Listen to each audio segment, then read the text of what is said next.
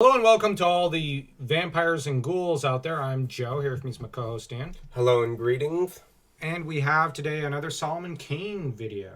This time a book club podcast of sorts, although this is probably going to be a single video review because honestly the story is super short. This is one of the shortest stories I've ever seen.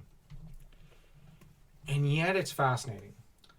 It's about how a village near a swamp is haunted by a demon that is hunting and killing men who wander there, in particular near a certain oak tree which is cursed, as there was a youth slain there, and the youth was insane and was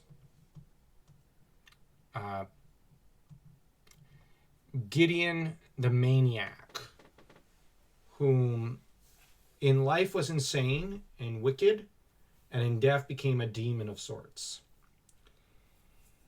And it turns out that it's a mystery who killed Gideon, but Solomon cracks the code fairly quickly, visiting the area because he's trying to settle the worries of the people. But deciphering the yammering and the muttering of the demon in what is described in a way that is rather akin to how Gandalf put together the mutterings and mad ravings of Gollum. And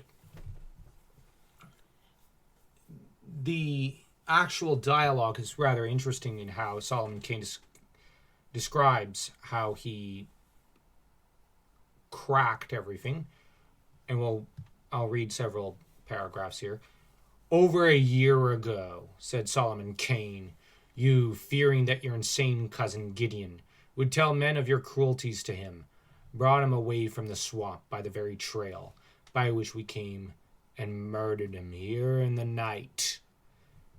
Now, for one thing, it's shown there that Ezra, the old man, killed and also abused in life his cousin, Gideon the Maniac. With Ezra being basically kind of in what is actually getting to be a bit of a pattern for Solomon Kane enemies, calling upon Satan. You knew this. "You are Satan," gibbered old Ezra. "The thing I fought last night told me this thing as we reeled in battle, and I followed it to this tree, for the fiend is Gideon's ghost." "You knew," said Kane somberly. "You knew what thing did these deeds. You feared the ghost of the maniac, and that is why you chose to leave his body on the fen instead of concealing it in the swamp. For you knew the ghost would haunt the place of his death. He was insane in life, and in death he did not know where to find his slayer. Else he had come to you in your hut. He hates no man but you, but his mazed spirit cannot tell one man from another, and he slays all, lest he let his killer escape. Yet he will know you and rest in peace forever after. Hate hath made him of his ghost a solid thing that can rend and slay." But ultimately, Solomon Kane condemns old Ezra to a terrible fate when he says, "We're going to pin you to this tree, and he will make of you what he will." The villagers at first felt a little bad for old Ezra, but then as the events were described, they hardened their hearts and tried to convince him to make his peace with God. But, of course, he wouldn't. Instead, he starts raving like a lunatic, claiming, "Death, death, there are skulls in the stars." And Solomon Kane pronounces, "Life was good to him, though he was gnarled and churlish and evil. Mayhap God has a place for such souls where fire and sacrifice may cleanse them of their dross, as fire cleans the forest of fungus things. Yet my heart is heavy within me." "Nay, sir," one of the villagers spoke, "you have done but the will of God, and good alone shall come of this night's deed." And you have Cain, "Nay, I know not. so that Solomon Kane deep down questions his own decision and whether or not it will bring a certain fiend any kind of peace or hope. But this is a pretty multi-layered short story, and the second chapter is where the real action takes place.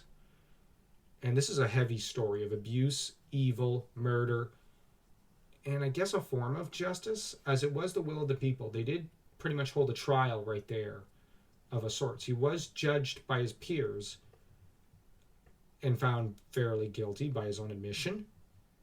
But ultimately, old Ezra dies horribly in a way that even he knows is worse than burning or flaying, as he begs for these things rather than being given over to a demon. And he accuses Solomon of being with Satan. And Solomon comments, though, that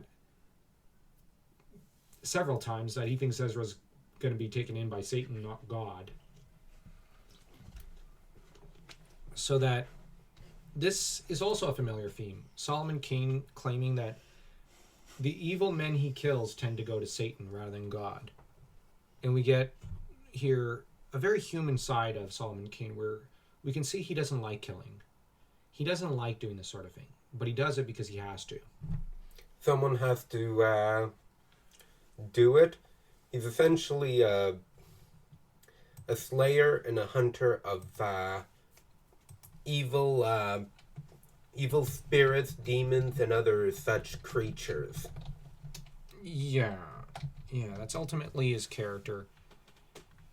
And not much we can do about that.